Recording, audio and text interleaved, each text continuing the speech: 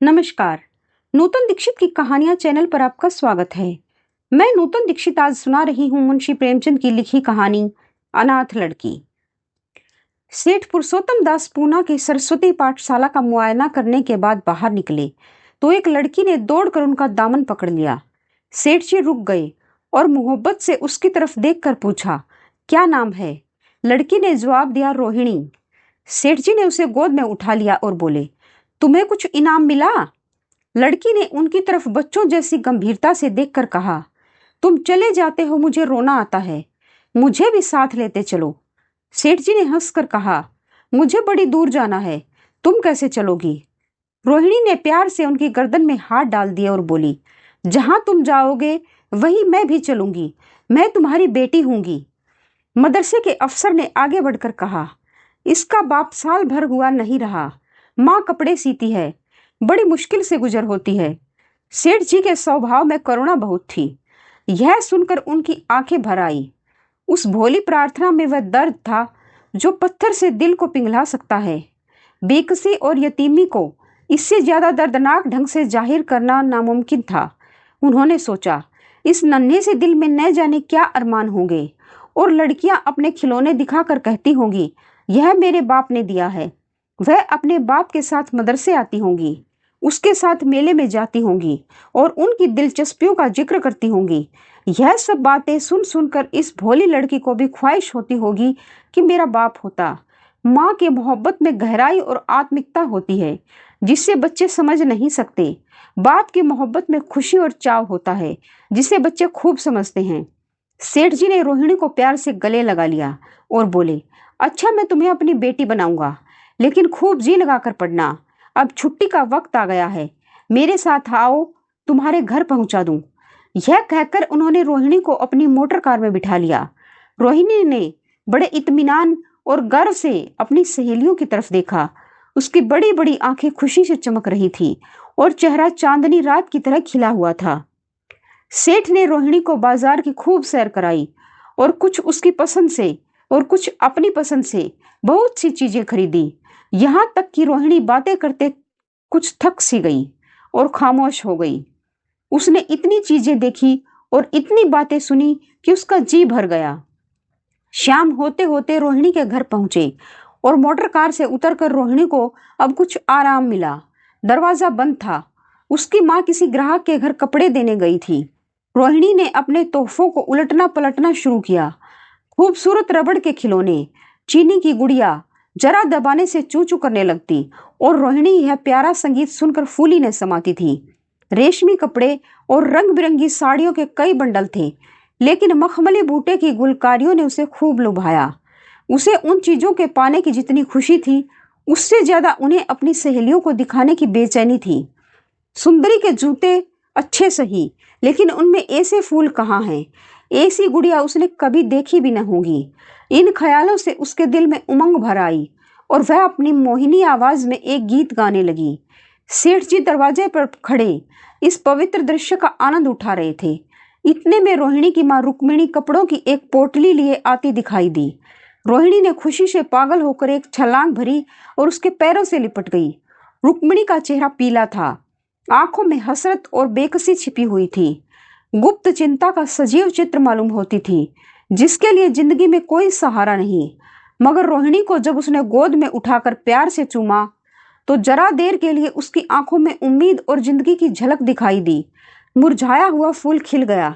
बोली, आज तू इतनी देर तक कहाँ रही? मैं तुझे ढूंढने पाठशाला गई थी। रोहिणी ने हुमक कर कहा, मैं मोटर कार पर बैठकर बाजार गई थी, वहां से बहुत अच्छी अच्छी चीजें लाई हूं। वह देखो कौन खड़ा है। माँ ने सेठ जी की तरफ ताका और लजाकर सिर झुका लिया। बरामदे में पहुंचते ही रोहिणी माँ की गोद से उतरकर सेठ जी के पास गई और अपनी माँ को यकीन दिलाने के लिए भोलेपन से बोली, क्यों तुम मेरे बाप हो न? सेठ जी ने उसे प्यार करके कहा, हाँ तुम मेरी प्यारी बेटी हो। रोहिणी ने उनसे मुंह की तरफ याचना भरी आंखों से देखकर कहा, अब तुम रोज यहीं रहा करोगे? सेठ जी उसके बाल सुलझाकर जवाब दिया, मैं यहाँ रहूंगा तो काम कौन करेगा? मैं कभी कभी तुम्हें देखने आया करूंगा, लेकिन वहां से तुम्हारे लिए अच्छी अच्छी चीजें भेजूंगा। रोहिणी कुछ उदास सी हो गई। इतने में उसकी माँ ने मकान का दरवाजा खोला और बड़ी फुर्ती से मैले बिछावन और फटे हुए कपड़े समेट कर कोने में डाल दिए कि कहीं सेठ जी की निगाह उन पर न पड़ जाए। यह स्वाभिमान स्त्रियों की खास अपनी चीज है। रुक्मिणी अब इस सोच में पड़ी थी कि मैं इनकी क्या खातिर तवाजो करूं। उसने सेठ जी का नाम सुना था। उसका पति हमेशा उनकी बड़ाई किया करता था। वह उनकी दया और उदारता की चर्चाएं अनेकों बार सुन चुकी थी। वह उन्हें अपने मन का देवता समझा करती थी। उसे क्या उम्मीद थी कि कभी उसका घर भी उसके कदमों से रोशन होगा। लेकिन आज जब वह शुभ दिन संयोग से आया तो वह इस काबिल भी नहीं थी कि उन्हें बैठने के लिए एक मोढ़ा दे सके। घर में पान और इलायची भी नहीं। वह अपने आंसुओं को किसी तरह न रोक सकी। आखिर जब अंधेरा हो गया और पास के ठाकुर द्वारे से घंटों और नगाड़ों की आवाजें आने लगी तो उन्होंने जरा ऊंची आवाज में कहा, बाई जी अब मैं जाता हूँ। मुझे अभी यहाँ बहुत काम करना है। मेरी रोहिणी को कोई तकलीफ न हो। मुझे जब मौका मिलेगा उसे देखने आऊंगा। उसके पालने पोसने का काम मेरा है और मैं उसे बहुत खुशी से पूरा करूंगा। उसके लिए अब तुम कोई फिक्र मत करो। मैंने उसका वजीफा बांध दिया है और यह उसकी पहली किश्त है। यह कहकर उन्होंने अपना खूबसूरत बटुआ निकाला और रुक्मिणी के सामने रख दिया। गरीब औरत की आंखों में आंसू जारी थे। उसका जी बरबस चाहता था कि उसके पैरों को पकड़कर खूब रोए। आज बहुत दिनों के बाद एक सच्चे हमदर्द की आवाज उसके कानों में आई थी। जब सेठ जी चले तो उसने दोनों हाथों से प्रणाम किया। उसने हृदय की गहराइयों से प्रार्थना की, आपने एक बेबस पर दया की है। ईश्वर आपको इसका बदला दे। दूसरे दिन रोहिणी पाठशाला गई तो उसकी बाकी सज धज आंखों में खुबी जाती थी। उस्तानियों ने उसे बार बार प्यार किया और उसकी सहेलियां उसकी एक एक चीज को आश्चर्य से देखती और ललचाती थी। अच्छे कपड़ों से कुछ स्वाभिमान का अनुभव होता है। आज रोहिणी वह गरीब लड़की न रही जो दूसरों की तरफ विवश नेत्रों से देखा करती थी। आज उसकी एक एक क्रिया से शैशवोचित गर्व और चंचलता टपकती थी और उसकी जबान एक दम के लिए भी न रुकती थी। कभी मोटर की तेजी का जिक्र था, कभी बाजार की दिलचस्पियों का बयान, कभी अपनी गुड़ियों के कुशल मंगल की चर्चा थी और कभी अपने बाप की मोहब्बत की दास्तान। दिल था कि उमंगों से भरा हुआ था। 1 महीने बाद सेठ पुरुषोत्तम दास ने रोहिणी के लिए फिर तोहफे और रुपए रवाना किए। बेचारी विधवा को उनकी कृपा से जीविका की चिंता से छुट्टी मिली। वह भी रोहिणी के साथ पाठशाला आती और दोनों माँ बेटियां एक ही दर्जे के साथ साथ पढ़ती। लेकिन रोहिणी का नंबर हमेशा माँ से अव्वल रहा। सेठ जी जब पूना की तरफ से निकलते तो रोहिणी को देखने जरूर आते और उनका आगमन उसकी प्रसन्नता और मनोरंजन के लिए महीनों का सामान इकट्ठा कर देता। इसी तरह कई साल गुजर गए और रोहिणी ने जवानी के सुहाने हरे भरे मैदान में पैर रखा, जबकि बचपन की भोली भाली अदाओं में एक खास मतलब और इरादों का दखल हो जाता है। रोहिणी अब आंतरिक और बाह्य सौंदर्य में अपनी पाठशाला की नाक थी। हाव भाव में आकर्षक गंभीरता, बातों में गीत का सा खिंचाव और गीत का सा आत्मिक रस था। कपड़ों में रंगीन सादगी, आंखों में लाज संकोच, विचारों में पवित्रता और जवानी थी मगर घमंड और बनावट और चंचलता से मुक्त। उसमें एक एकाग्रता थी, ऊंचे इरादों से पैदा होती है। स्त्रियोचित उत्कर्ष की मंजिलें वह धीरे धीरे तय करती चली जाती थी। सेठ जी के बड़े बेटे नरोत्तम दास कई साल तक अमेरिका और जर्मनी की यूनिवर्सिटियों की खाक छानने के बाद इंजीनियरिंग विभाग में कमाल हासिल करके वापस आए थे। अमेरिका के सबसे प्रतिष्ठित कॉलेज में उन्होंने सम्मान का पद प्राप्त किया था। अमेरिका के अखबार एक हिंदुस्तानी नौजवान की शानदार कामयाबी पर चकित थे। उन्हीं का स्वागत करने के लिए बंबई में एक बड़ा जलसा किया गया था। इस उत्सव में शरीक होने के लिए दूर दूर से लोग आए थे। सरस्वती पाठशाला को भी निमंत्रण मिला। रोहिणी को सेठानी जी ने विशेष रूप से आमंत्रित किया। पाठशाला में हफ्तों तैयारियां हुई। रोहिणी को एक दम के लिए भी चैन न था। यह पहला मौका था कि उसने अपने लिए बहुत अच्छे अच्छे कपड़े बनवाए। रंगों के चुनाव में वह मिठास थी, काट छाट में वह फबन जिससे उसकी सुंदरता चमक उठी। सेठानी कौशल्या देवी से लेने के लिए रेलवे स्टेशन पर मौजूद थी।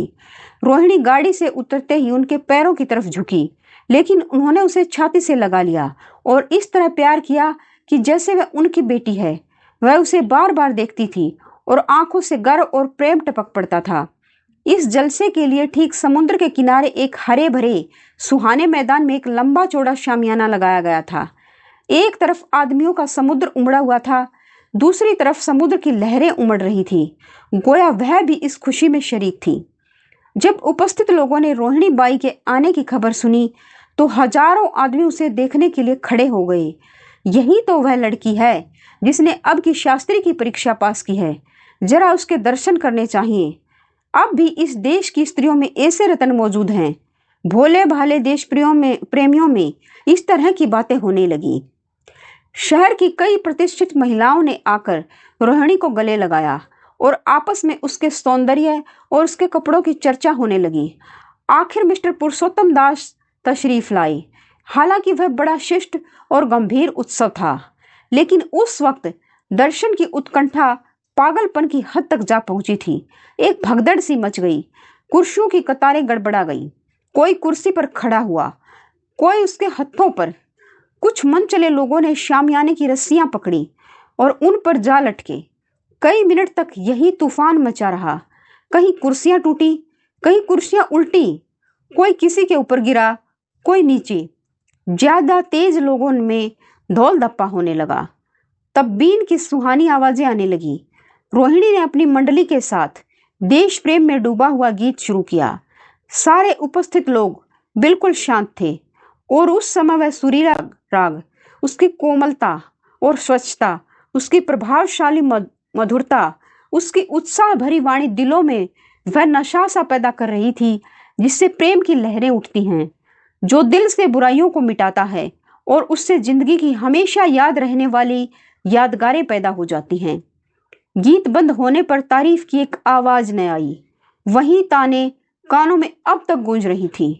गाने के बाद विभिन्न संस्थाओं की तरफ से अभिनंदन पेश हुए और तब नरोत्तम दास लोगों को धन्यवाद देने के लिए खड़े हुए, लेकिन उनके भाषण से लोगों को थोड़ी निराशा हुई। यो दोस्तों की मंडली में उनकी वक्तृता के आवेग और परवाह की कोई सीमा न थी, लेकिन सार्वजनिक सभा के सामने खड़े होते ही शब्द और विचार दोनों ही उनसे बेवफाई कर जाते थे। उन्होंने बड़ी बड़ी मुश्किल से धन्यवाद के कुछ शब्द कहे और तब अपनी योग्यता की लज्जित स्वीकृति के साथ अपनी जगह पर आ बैठे। कितने ही लोग उनकी योग्यता पर ज्ञानियों की तरह सिर हिलाने लगे। वह जलसा खत्म होने का वक्त आया। वह रेशमी हार जो सरस्वती पाठशाला की ओर से भेजा गया था, मेज पर रखा हुआ था। उसे हीरो के गले में कौन डाले? प्रेसिडेंट ने महिलाओं की पंक्ति की ओर नजर दौड़ाई। चुनने वाली आंख रोहिणी पर पड़ी और ठहर गई। उसकी छाती धड़कने लगी, लेकिन उत्सव के सभापति के आदेश का पालन आवश्यक था। वह सर झुकाए हुए मेज के पास आई और कांपते हाथों से हार को उठा लिया। एक क्षण के लिए दोनों की आंखें मिली और रोहिणी ने नरोत्तम दास के गले में हार डाल दिया। दूसरे दिन सरस्वती पाठशाला के मेहमान विदा हुए, लेकिन कौशल्या देवी ने रोहिणी को न जाने दिया। बोली, अभी तुम्हें देखने से जी नहीं भरा। तुम्हें यहाँ एक हफ्ता रहना होगा। आखिर मैं भी तो तुम्हारी माँ हूँ। एक माँ से इतना प्यार और दूसरी माँ से इतना अलगाव। रोहिणी कुछ जवाब न दे सकी। यह सारा हफ्ता कौशल्या देवी ने उसकी विदाई की तैयारियों में खर्च किया। 7वें दिन उसे विदा करने के लिए स्टेशन तक आई। चलते वक्त उसके गले मिली और बहुत कोशिश करने पर भी आंसू को न रोक सकी। नरोत्तम दास भी आए थे। उनका चेहरा उदास था। कौशल्या ने उनकी तरफ सहानुभूतिपूर्ण आंखों से देखकर कहा, मुझे यह तो ख्याल ही न रहा, रोहिणी क्या यहाँ से पूना तक अकेली जाएगी? क्या हर्ज है तुम ही चले जाओ, शाम की गाड़ी से लौट आना। नरोत्तम दास के चेहरे पर खुशी की लहर दौड़ गई, जो इन शब्दों में न छिप सकी। अच्छा, मैं ही चला जाऊंगा। वह इस फिक्र में थे कि देखे विदाई की बातचीत का मौका भी मिलता है या नहीं। अब वह खूब जी भरकर अपना दर्द दिल सुनाएंगे और मुमकिन हुआ तो उस लाज संकोच को जो उदासीनता के पर्दे में छिपी हुई है मिटा देंगे। रुक्मिणी को अब रोहिणी की शादी की फिक्र पैदा हुई। पड़ोस की औरतों में इसकी चर्चा होने लगी थी। लड़की इतनी सयानी हो गई है, अब क्या बुढ़ापे में ब्याह होगा? कई जगह से बात आई। उनमें कुछ बड़े प्रतिष्ठित घराने थे, लेकिन जब रुक्मिणी उन पैमानों को सेठ जी के पास भेजती तो वे यही जवाब देते कि मैं खुद फिक्र में हूँ। रुक्मिणी को उनकी यह टाल मटोल बुरी मालूम होती थी। रोहिणी को मुंबई से लौटे महीना भर हो चुका था। एक दिन वह पाठशाला से लौटी तो उसे अम्मा की चारपाई पर एक खत पड़ा हुआ मिला। रोहिणी पढ़ने लगी। लिखा था, बहन, जब से मैंने तुम्हारी लड़की को बंबई में देखा है मैं उस पर रिझ गई हूँ। अब उसके बगैर मुझे चैन नहीं है। क्या मेरा ऐसा भाग्य होगा कि वह मेरी बहू बन सके? मैं गरीब हूँ, लेकिन मैंने सेठ जी को राजी कर लिया है। तुम भी मेरी यह विनती कबूल करो। मैं तुम्हारी लड़की को चाहे फूलों की सेज पर न सुला सकूं, लेकिन इस घर का एक एक आदमी उसे आंखों की पुतली बनाकर रखेगा। अब रहा लड़का। माँ के मुंह से लड़के का बखान कुछ अच्छा नहीं मालूम होता, लेकिन यह कह सकती हूँ कि परमात्मा ने यह जोड़ी अपने हाथों से बनाई है। सूरत में, स्वभाव में, विद्या में, हर दृष्टि से वह रोहिणी के योग्य है।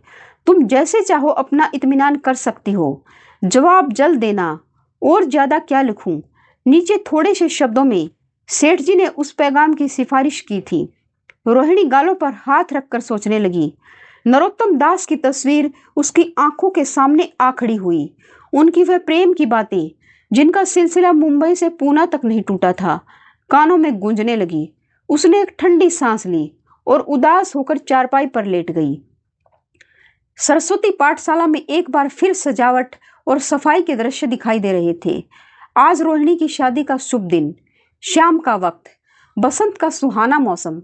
पाठशाला के दारों दीवार मुस्कुरा रहे हैं और हरा भरा बगीचा फूला नहीं समाता। चंद्रमा अपनी बारात लेकर पूरब की तरफ से निकला। उसी वक्त मंगलाचरण का सुहाना राग उस रूपहली चांदनी और हल्के हल्के हवा के झोंकों में लहरें मारने लगा। दूल्हा आया। उसे देखते ही लोग हैरत में आ गए। यह नरोत्तम दास थे। दूल्हा मंडप के नीचे गया। रोहिणी की मां अपने को रोक न सकी। उसी वक्त जाकर सेठ जी के पैरों पर गिर पड़ी। रोहिणी की आंखों से प्रेम और आनंद के आंसू बहने लगे। मंडप के नीचे हवन कुंड बना था। हवन शुरू हुआ। खुशबू की लपेटें हवा में उठी और सारा मैदान महक गया। लोगों के दिलो दिमाग में ताजगी की उमंग पैदा हुई। फिर संस्कार की बारी आई। दूल्हा और दुल्हन ने आपस में हमदर्दी, जिम्मेदारी और वफादारी के पवित्र शब्द अपनी जबानों से कहे।